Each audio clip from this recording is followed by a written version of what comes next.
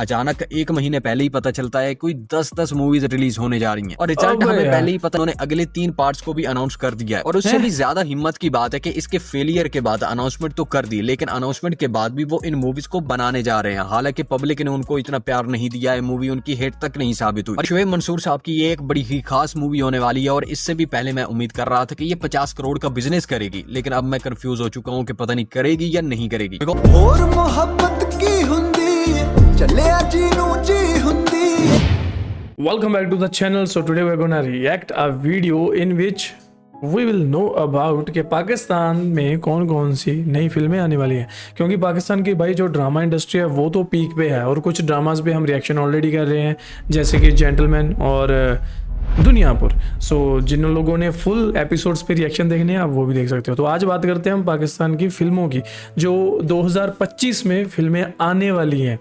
हालांकि बहुत मुश्किल से पता चलता है कि कौन कौन सी फिल्में आने वाली हैं पाकिस्तान में, बिकॉज उनका मीडिया और जो इंडस्ट्री है, जो फिल्म इंडस्ट्री है, वो बहुत धीरे धीरे काम कर रही है। ठीक है, सो लेकिन 2-3 फिल्में आई हैं जैसे the legend of Maula Jatt, उम्र यार, जिन्होंने मतलब VFX और स्टोरी वाइज सब कुछ परफेक्ट देने की कोशिश की और अच्छा बना भी वो सिस्टम। सो देखते हैं कि 2025 में कौन कौन सी नई मूवीज आने वाली हैं इन पाकिस्तान।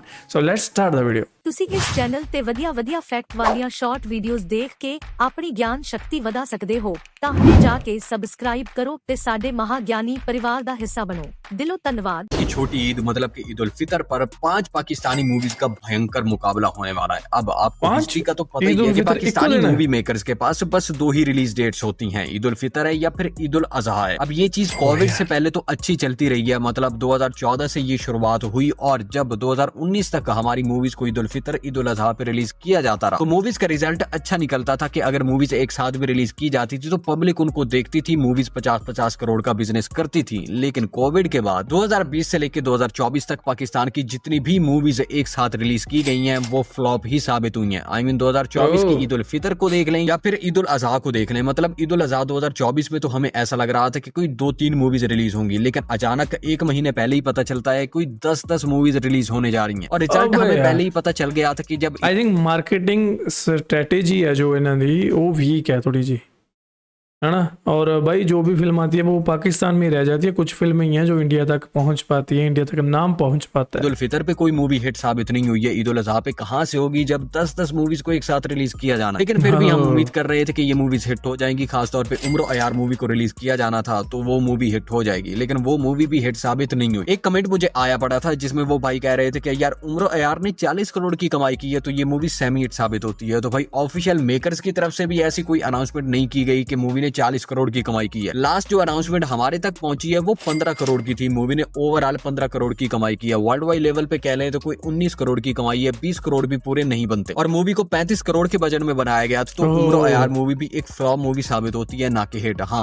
ये अलग बात है कि उसके मेकर्स की हिम्मत है कि उन्होंने अगले 3 पार्ट्स को भी अनाउंस कर दिया है और उससे भी ज्यादा हिम्मत की बात है कि इसके फेलियर के बाद अनाउंसमेंट तो कर दी, लेकिन अनाउंसमेंट के बाद भी वो इन मूवीज को बनाने जा रहे हैं। हालांकि पब्लिक ने उनको इतना प्यार नहीं दिया है, मूवी उनकी हिट तक नहीं साबित हुई। और ये पाकिस्तानी फिल्म मेकर्स की हिम्मत की बात है कि ईद उल फितर 2025 में भी अब ये लोग 5 बड़ी मूवीज, बड़े स्टार्स की मूवीज को लेके आ रहे हैं। ऐसी बात बड़े नहीं है स्टार कि की मूवीज को एक दिन रिलीज नहीं करना चाहिए, एक ही दिन में कंपटीशन। हमारे तो इधर भाई दंगे हो जाते हैं, फिल्में डब्बा बंद पड़ी हैं इसी वजह से। छोटे छोटे स्टार्स की मूवीज हैं, छोटे छोटे बजट की मूवीज हैं, अगर अच्छी कमाई कर जाती हैं तो हिट हो जाएंगी, ऐसा भी नहीं है। इनके बजट भी अच्छे खासे होने हैं। तो अब कंफ्यूज तो हम लोग हो चुके हैं कि भाई आखिर इन 5 बड़ी मूवीज में से कौन सी ऐसी मूवी होगी जो कि 50 करोड़ का बिजनेस करेगी, क्योंकि इनको एक साथ ही रिलीज किया जाएगा। अब सबसे पहले वो मूवी आ जाती है जिसका पिछली वीडियो में हमने जिक्र नहीं किया गया था, मतलब कि शोएब मंसूर साहब की डायरेक्टेड मूवी आसमान बोलेगा। इस मूवी की अनाउंसमेंट तो हमने कोविड के टाइम पे ही सुन ली थी, लेकिन अब इसको इतना ज्यादा पोस्टपोन किया गया है कि इसकी रिलीज डेट अभी 2024 से लेके 2025 तक बस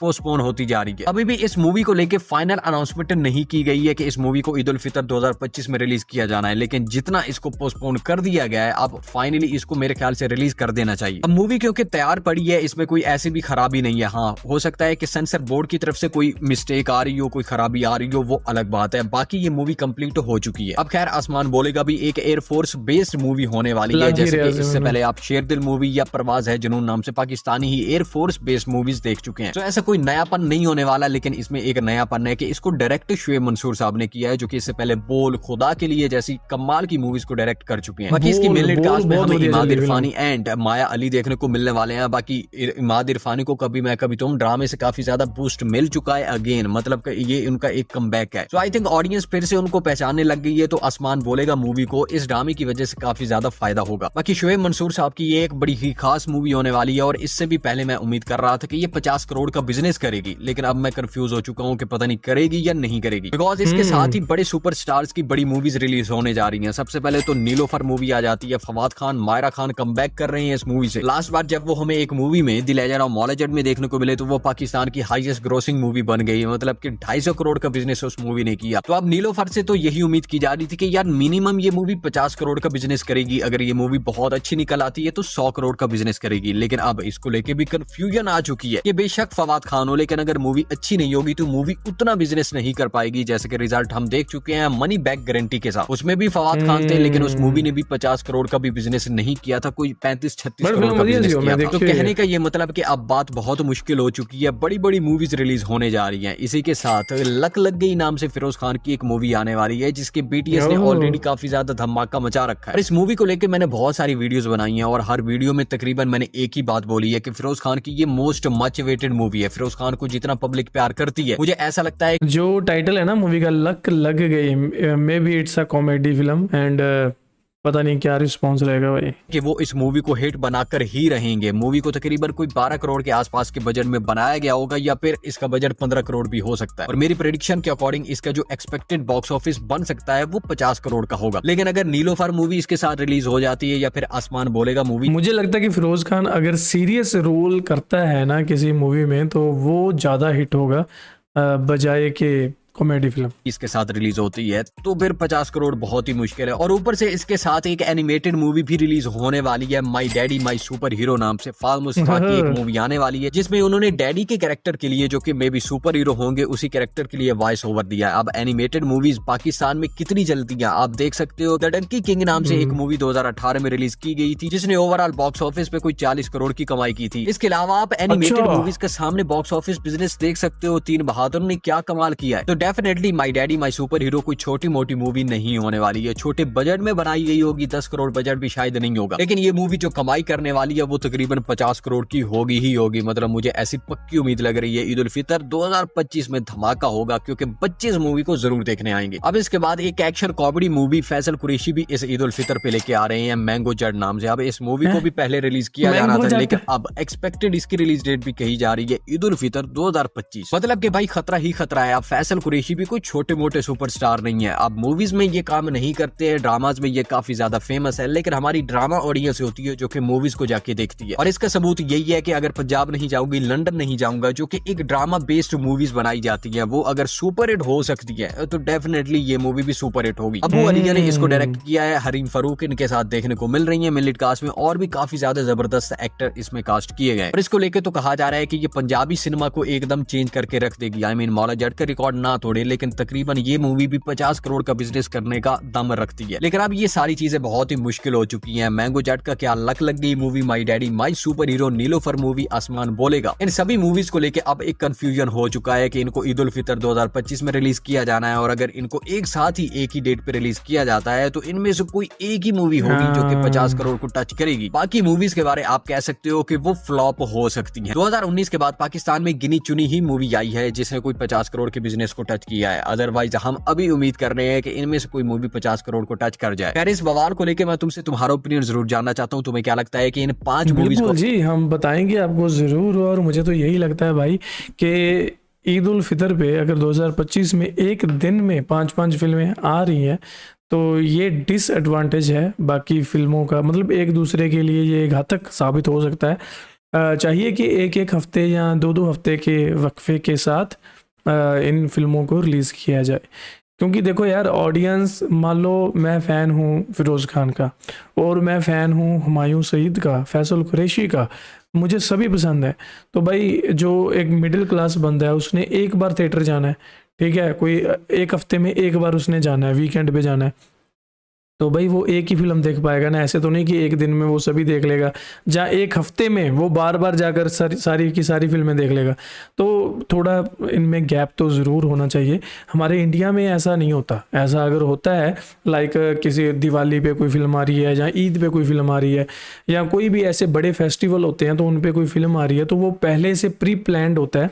और कोई भी जो ऐसे फिल्मों की जो डेट्स हैं वो क्लैश नहीं करती।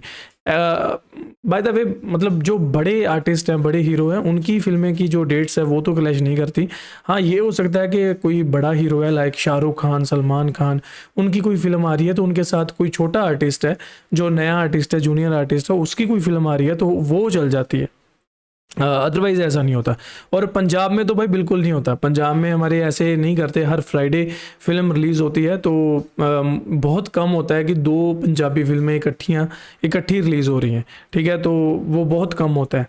कई बार हो जाता है कि जैसे अमरिंदर गिल और गिप्पी गरेवाल की शायद फिल्म रिलीज़ हुई थी लास्ट टाइम इकट्ठी, तो ऐसा हो जाता है। लेकिन जो ऑडियंस है भाई, जिसने देखनी है, जो तो डाई हार्ड फैन होता है सभी आर्टिस्टों का, उसने तो देख लेनी है। लेकिन मेजॉरिटी जो ऑडियंस है ना, वो भाई ऐसा नहीं होगा। तो आप लोगों को चाहिए कि पहली जो फिल्में डिसाइड हो, जो सेंसर बोर्ड की तरफ से, जहाँ जो भी टीम्स होती हैं, PR टीम्स जो फिल्में रिलीज़ करवाती हैं, जो प्रोडक्शन फिल्में रिलीज़ करवाती हैं, उनको ये ध्यान में रखना चाहिए कि अगर आप चाहते हो कि अच्छा बिजनेस करे आपकी फ़िल्म, तो उनको थोड़े गैप पे रिलीज़ करना चाहिए। एनीवेज, मुझे लगता नहीं था कि पाकिस्तान में ऐसी फिल्में भी आएंगी, इतनी फिल्में, क्योंकि एक साथ मैंने इन फिल्मों के नाम सुने तो मुझे एक तरह का शॉकिंग जो इफ़ेक्ट हुआ मेरे पे कि यार अच्छा इतनी फिल्में आ रही हैं पाकिस्तान में। क्योंकि वो ड्रामा इंडस्ट्री पे ज़्यादा फोकस करते हैं और फिल्में कम ही आती हैं। जैसे जब the legend of Maula Jatt आ रही तो उसकी बात ही हो रही थी, उम्रो यार आ रही थी उसकी बात हो रही थी। तो ऐसे इकट्ठी बात नहीं हुई कभी भी कि इतनी फिल्में आ रही हैं। तो भाई साहब, ये फिरोज़ खान की आई थिंक पहली फिल्म होगी, मे बी टेली फिल्म्स में भी उसने की हुई है एक आधी। लेकिन चलो देखते हैं बाकी कि आगे क्या होगा। और आप लोगों का क्या मानना है इस पर मुझे कमेंट करके ज़रूर बताइएगा। और दुनियापुर और जेंटलमैन के जो अगले नेक्स्ट एपिसोड्स हैं वो आते रहेंगे। चैनल को सब्सक्राइब कर लीजिए और शेयर कर लेना अपने यारों दोस्तों मित्रों के साथ।